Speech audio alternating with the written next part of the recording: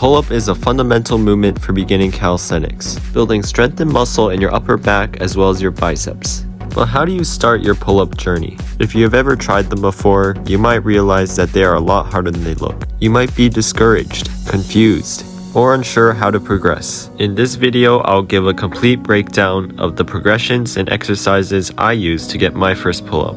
If you're starting from scratch, don't worry about the correct technique as much as actually following and trying the pull-up progressions. Your technique will naturally improve over time as you get stronger, but that will only happen when your hands are on the bar. Okay, so where do we start? The first thing that's always helpful to know is how to active hang. An active hang involves bringing those shoulder blades down and squeezing them together. If you have trouble visualizing this concept, a common cue that helps is tucking your shoulder blades in your back pocket. Since you're pulling your shoulder blades down, your body should raise a few inches in response. Try not to bend your elbows. The goal of this movement is to help your body understand how to initialize the pull. Scapular protraction is for pushing movements, while scapular retraction is for pulling movements. Scapular retraction is key to proper pull-up form.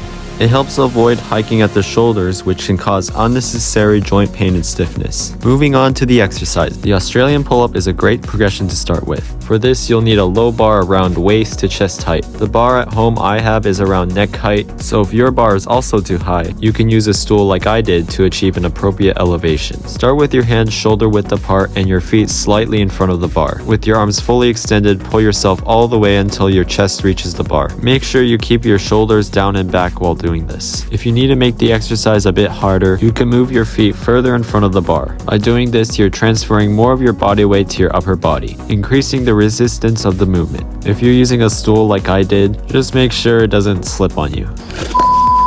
Another really helpful progression is the jumping pull-up. Start with yourself right underneath the bar, hands shoulder width apart, and your feet on an elevated surface. Here you're going to use your legs to jump and gain momentum. At the top, you're going to want to slowly drop back down. The drop should be at least 3 seconds, and the longer the duration, the better. And remember to keep that scapular retraction all the way through. The jumping pull-up is probably one of the best exercises to improve the concentric phase of the movement, which is the part where you bring your chin to the bar. So definitely save this exercise. If you have a band at home, you can also use that to assist you during your pull-ups. Start by throwing the band over the bar and then loop one end of the band through the other end. Then you want to pull through the looped end to create a knot. Then you can wrap the band around the bottom of your shoes. That way the band will assist you when you start your pull-up. Using a band not only helps you progress through an easier movement, but it also allows you to replicate the exact movement pattern. So you can have the satisfaction of actually doing the pull-up movement. Using these progressions, eventually you have enough strength to do your first pull-up. Now obviously, they're probably not going to be perfect like the one shown here.